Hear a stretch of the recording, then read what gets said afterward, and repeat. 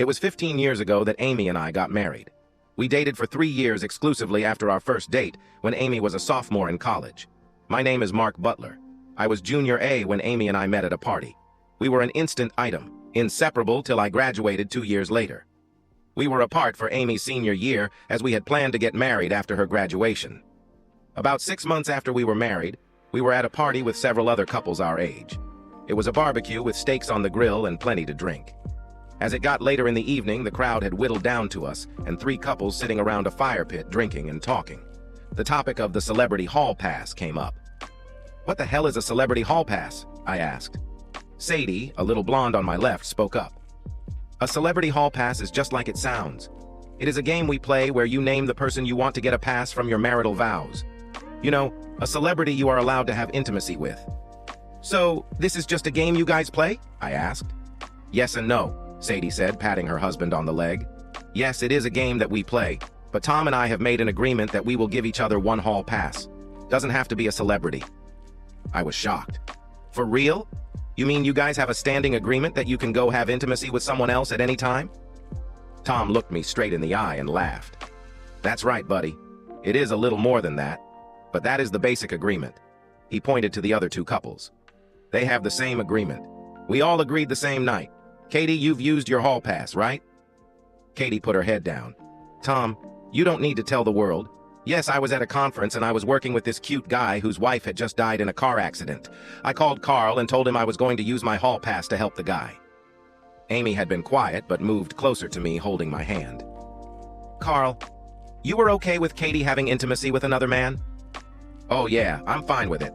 She came home to me and I will get to use mine someday." They continued on with their game, naming who their celebrity hall pass would be. Amy prodded me into naming one myself after she announced hers. 15 years later, I couldn't remember who each of us chose, but I do remember the hot intimacy we had when we got home. Amy even admitted that when we were making love, she was picturing her fantasy lover with her. The next morning, I was very clear with her that I would never agree to a hall pass. Amy agreed that it was just a game. The events of that night faded from my memory for the most part. We moved on with our life. Amy and I quickly started a family, having a boy and a girl in quick succession. Amy and I stayed in touch with Sadie and Tom for a few years, but lost track of them after they divorced. A couple of years ago, I ran into Tom at a bar. I just happened to stop in after work and saw him drinking alone. We had a drink while he told me that not only were he and Sadie divorced, but the other 2 couples from that barbecue had both divorced. The underlying cause of each divorce was the hall pass. Tom said that they each believed that the hall pass would allow them to experience excitement outside their marriage with no effect on the marriage. Tom said they couldn't have been more wrong. After each had used the pass, there were comparisons and suspicions. The suspicions led to contempt, which led to divorce. My conversation with Tom confirmed what thought the night at that party about the hall pass. It might be a fun game to play as a fantasy. In the real world, it doesn't work. I had intended to tell Amy about my run-in with Tom, but with our busy lives, it never came up. Sitting here now, I wish I had. It was a Thursday night with Amy away at a conference in LA. At about midnight, my phone rang from Amy. The noise on her end sounded like she was in a club. I could hear in her voice that she had been drinking. "You're not going to believe it, but we met Joshua from my soap. He likes me and I'm going to use my hall pass."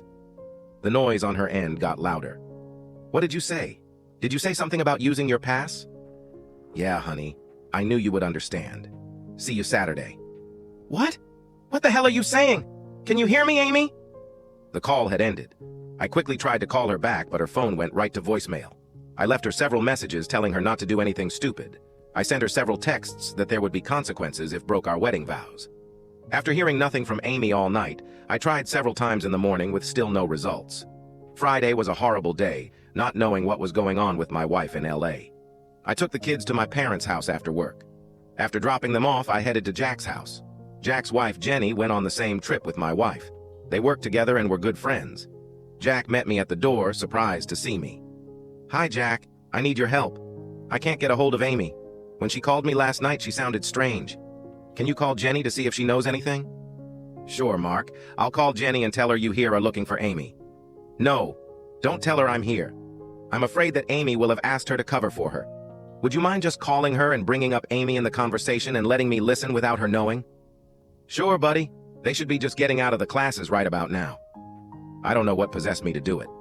While Jack was getting out his phone, I switched on the voice recorder on my phone. His wife answered on the first ring. "Hi, honey. You must have ESP. I just got back to my room after the classes. We have that dinner tonight and I will see you tomorrow." The two talked about the conference for a bit. Then Jack brought up Amy. "Have you seen much of Amy? Mark called me leaving me a message asking if I had talked to you about her." "Don't tell him you talked to me. The last I saw of her was last night.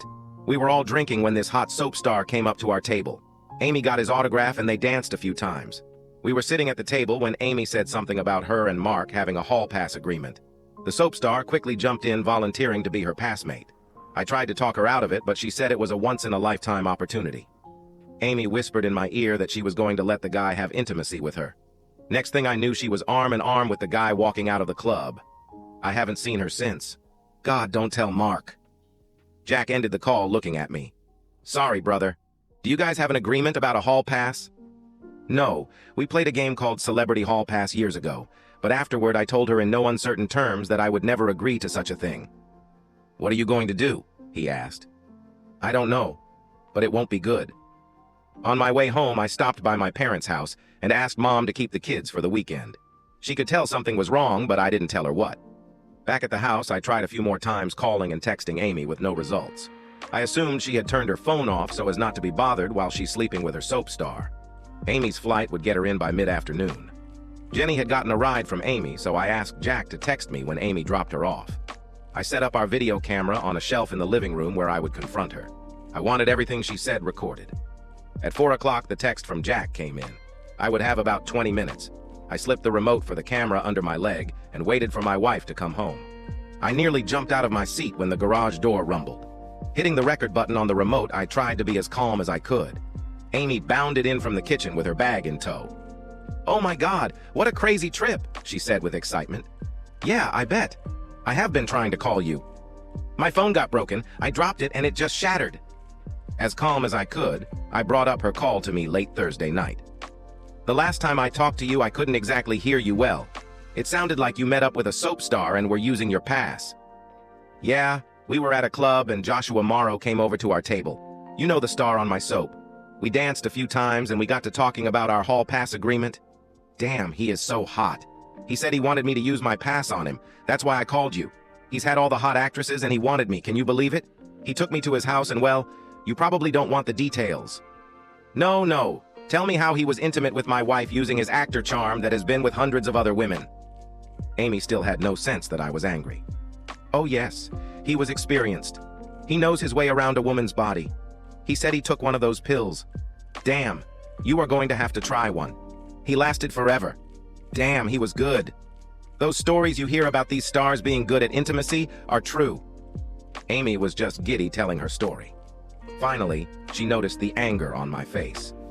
"Mark, are you all right?" she asked. "No, I'm not. My wife is standing here in my living room confessing to adultery, and she can't contain her giddiness about having intimacy with another man." "Adultery? What are you talking about, Mark? It was a once-in-a-lifetime opportunity.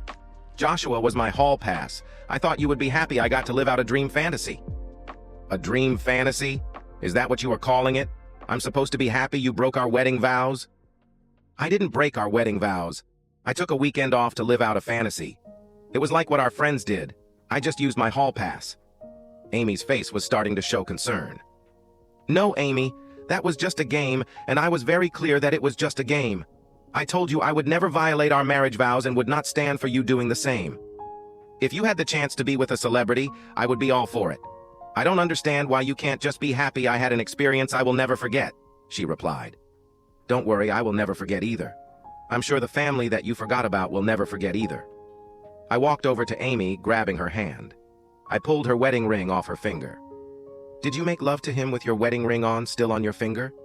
You know that symbol of our love and commitment to each other?" "We didn't make love, we had intimacy. Yes, I had it on. I was going to take it off, but Joshua wanted me to leave it on." "I'm sure he did. He wanted to make a mockery of your marriage by being with you knowing you were a married woman." Amy stood with her hand on her hip. This was her angry pose. "I don't know why you're making a big deal of this. It was just 2 nights. What? Do I need to take you upstairs to make it up to you?" "Thanks, but no thanks. Let me ask you, Soap Boy didn't use a condom, did he?" Well, no. Amy was still angry, but now confused by my question. You let a man have unprotected intimacy with you that you believe has had with over 100 women, and given he is a TV star, probably some men too. Wonder what Hollywood disease he gave you. He may have given you something else unless you started using the pill again. You haven't been back on the pill, have you? No, you know I'm not. I don't need to because you had a... Oh, God, Amy gasped again. Hey, just think. You may be carrying a TV star's baby, I replied. Amy was clearly working the math in her head. No, I had my period last week, so I won't be fertile till later this week. It's interesting that you're only considering that now. That soap star might have deposited enough to potentially reach an early egg. How many times did he not use protection with you? Mark, you are making too big a deal of this, she answered. Too big a deal? So you are saying I shouldn't make a big deal out of my wife committing adultery and throwing her family away? Amy was stamping her feet. I told you it wasn't adultery. I used my hall pass. I called you and even told you I was using it. There is the problem, Amy. You used something that doesn't exist. I never gave you permission to quit our marriage and destroy our family. Quit being so dramatic. I really thought you would be happy for me. I guess I was wrong. I'm done talking about this. Where are the kids? She asked. They are at my parents'. I didn't want them here when we discussed our divorce. What? What do you mean by divorce? You're going to divorce me over this? No, we are not getting a divorce. As calm as I could, I simply looked into Amy's eyes. You made your choice. Now I will make mine. That's ridiculous. You're telling me that you're going to throw away our family for this? This is not a big deal and you are just going to have to get over it, Amy said, screaming at me. Done talking, I calmly walked upstairs to the guest bedroom, locking the door behind me. For over an hour, Amy pounded on the door telling me we needed to talk. Silence was my response. Getting up early, I was out of the house before Amy awoke. Driving to my parents' house, I found my dad up while the rest were asleep. Over a cup of coffee, I told Dad the whole story. Dad just listened, not saying a word till I finished. When I got to the end, he simply looked up at me. What a cheating woman. Dad, can I ask you what you would do in my situation? Son, you have to understand it was a different time when I was your age. It seems that this stuff is acceptable now. If your mother had done what your wife did, I would put a bullet in her head. But you have to do what you have to do. Dad, I don't think I can get past this. She knew how I felt about infidelity. Hell, I thought she felt the same way. What's with that prenup her mom made us sign? What was that all about? I asked Amy's mom about it at the wedding, but she just said she didn't want to discuss it.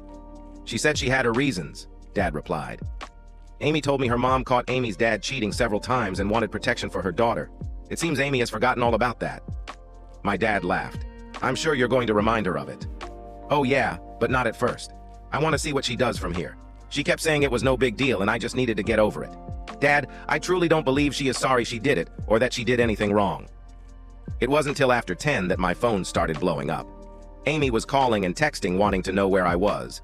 When I didn't answer, she called the kids. Julie, our daughter, walked into the kitchen yawning. Dad, Mom wants to know where you are and why aren't you answering her calls? Honey, what did she tell you? I asked. That's funny. That is exactly what she asked me. She wanted to know what you told us. What is going on with your two? Are you cheating on her or is she cheating on you? Damn, she is perceptive, Dad chimed in. Oh crap, Mom cheated on you, didn't she? I think you should ask your mother that question. I didn't want to be accused of poisoning her. I knew that Julie was going to be very upset with her mother. Julie, being an obstinate teenager, pulled out her phone, putting it on speaker. Dad's here. Did you cheat on him? Julie, what are you talking about? Whatever he said is not true. What did your dad tell you? He didn't tell me anything, Mom. I can read it in his face. You cheated on him, didn't you? No, I didn't, and if he tells you I did, it is a lie, Amy answered. Okay, Mom. You sound guilty to me. Julie hit end on her phone. Sorry, Dad. I can't believe she did that to you. I assume you're going to divorce her. You've always preached honesty and morality. I don't blame you if she cheated on you. Julie, with a somber look on her face, turned around and walked back upstairs. Your kid has a good head on her shoulders, mature way beyond her years. She'll get through this fine, Dad said. I'm not sure I will, Dad, I said. 30 minutes later, there was a loud knock at the front door. I heard Dad at the door. Amy, you don't want to be her right now. I'm sorry, but you are not welcome in our house today. Mr. Butler, I don't know what your son told you, but he made it up. I haven't done anything. Whatever you say, Amy. But you are still not welcome here. Tell him I didn't do anything, and if he says I did, it will be trouble for him. Amy stormed off. She seemed angry, I said to Dad when he came back into the kitchen. Be careful, son. I've seen that look. She is not going down easy. That woman is like a cat backed into a corner. She is going to lie and scratch her way out. I hope you can prove what she did. She looks ready for a fight. Amy gave me the silent treatment when the kids and I came home later in the day. I slept in the guest room again that night. There was no one pounding on the door that night. The kids left for school while I was still sitting at the kitchen table sipping my coffee. I decided that it was time to confront Amy. She walked into the kitchen like she didn't have a care in the world. The kids get off okay? I nodded as she poured her coffee. Honey, why are you sleeping in the guest room? Are you feeling all right? You know why? I don't want to sleep near my cheating wife. Cheating wife? Mark, what are you talking about? She asked. So, I guess you're going to deny that you had intimacy with a soap star while you were out of town last week? Mark, I don't know what you're up to. She turned, looking me in the eyes with an angry look. You accuse me of something you can't prove. I will make you pay dearly. You know you can't prove anything. There it is. You've declared war, I replied. No, I haven't. We can go back to the way things were, but that's up to you. I'm willing to forget your baseless accusations. Sorry, but I can't forget what you did, I replied. I'm going to say it again. I didn't do anything, and more importantly, you can't prove that I did. You will regret it if you try to say I did something. Let it go, and let's get on with our marriage. I knew a threat when I heard it. I didn't say anything, just got up and walked to my car as if I was going to work. Having already called in to work sick, I drove down the street waiting for Amy to head to her school, where she was an associate principal. Once she was gone, I went back into the house. Taking Amy's words to heart, I went into the house looking for evidence. If this was going to be war, I wanted as much ammunition as I could get. Jenny had mentioned that Amy had gotten Soap Boy's autograph. She couldn't display if she was going to deny her affair ever happened. I figured something like that would be too big of a trophy to get rid of. She would hide it. It took 2 hours of searching, but I finally found it. Find it I did. Amy had an old briefcase in the back of her side of the closet. It was locked, but she always used the same code for her all briefcases. At the bottom, buried under several folders, I found the picture. It was your standard publicity photo of the Soap Boy. The signature was tame. To my friend Amy, Joshua Morrow. On the back was another signature. It was signed, You were great in bed, Joshua. I scanned the picture before putting it back where it was. The next stop was the lawyer. Before leaving, I put a copy of the scan, our prenup, the recording of Amy's friend's phone call, and my recording of Amy's confession on 2 flash drives. The lawyer I visited was well known for her ruthless attacks on cheating spouses. Vicky Sampson was known as the bitch in the divorce world. I laid out my story about what Amy did. When I finished telling her the situation and how I wanted it to play out, she just sat back and smiled. I love this. You are evil. Set the trap and spring it when there is no turning back. You know it is going to be uncomfortable for you before we show the proof. Everyone is going to think you are lying or crazy. I know I want her to think she has the upper hand till the very end. Mrs. Sampson shook my hand. I will get the paperwork ready and have her served at school. You need to do a couple of things for me. First, check your credit card bills. We need to find out the club where she hooked up with her soap star. Second, get access to her iCloud. I'm betting there is a selfie of her and Joshua. She is probably smart enough to get anything incriminating off of her phone and download it to someplace safe. With some luck, a copy might still be on her cloud. Rushing home, I quickly got on her computer. I didn't even have to try to get into her iCloud. Hidden in her pictures folder were the 3 photos I was looking for. 2 of Amy and Soap Boy, and 1 with Amy, Soap Boy, and her friend Jenny. I copied the photos to a flash drive. A quick examination of the photos gave me the other item I needed. The name of the club was on the wall behind them. My lawyer was very pleased with my findings. She told me under no circumstances was I to tell anyone that we had the photos. Her plan was to serve Amy at school on Friday afternoon. That would give me time to get the kids to my parents for the weekend. She also told me that I was not to move out of the house regardless of what Amy said or did. On that Friday, I had just dropped the kids off at my parents' house when my phone rang from Amy. I let it go to voicemail and ignored her texts. I wasn't home for 10 minutes when she stormed in. I was sitting in the living room and turned on the video camera when I heard the garage door rumble. I didn't want to miss any incriminating statements. You son of a blip! What the hell do you think you were doing? I started to answer, but she cut me off. You just couldn't let it go, could you? What is Mark? Is your little male ego damaged? You humiliated me in front of my staff and you're going to pay. You want a divorce? I'll give it to you, but you are going to pay. You know you can't prove the adultery you put in the divorce, and without it, I'm going to take you for everything you have. I hope you're happy. You could have just let it go. Did it bruise your manhood that I had great intimacy with a celebrity? You could have just let me have a good time, but oh no. Well, heck you. Amy stomped around all while I sat not saying a word. She came back into the living room with fire in her eyes. When are you moving out? I'm not moving out. I'm staying right here, I replied. Oh no, you're not.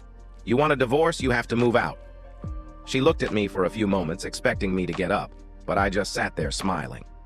Fine. When this is over, you are going to wish you would have just shut your mouth and let us move on with our lives. The next month was very tense in the house. Amy and I didn't talk. The kids were slowly going to Amy's side. Julie was even questioning if her mother had in fact cheated. She was telling anyone who would listen that I made the whole thing up. Her lawyer filed a response to our petition asking for sanctions for false claims. She even tried to get the court to order me out of the house. That was denied. The court fast-tracked our hearing with both sides getting limited time to take depositions and interviews of witnesses. My lawyer deposed both Amy and her friend Jenny. They both denied that Amy went off with the soap star and denied that they even met him or went to a club. Preparing for my deposition, my lawyer told me that it was imperative that I tell the truth, but not volunteer any extra information. Her hope was that their lawyer wouldn't ask about the evidence we had gathered of Amy's affair, thinking we had none. Just as Mrs. Sampson predicted, they hammered me on me not witnessing any cheating by my wife, but didn't ask about having any evidence of her cheating. I got the impression that he didn't know that she had actually done what I was accusing her of doing. At the actual court hearing, I'm sure Amy thought things were going great. I testified to Amy's adultery, giving the background of my feelings on adultery and opposition to a hall pass. I was cross-examined on the same issues in the deposition. I wasn't present at her conference and didn't see her do anything with any other men. Amy testified that she didn't do anything, and like me, she was opposed to adultery and would never condone the concept of a hall pass.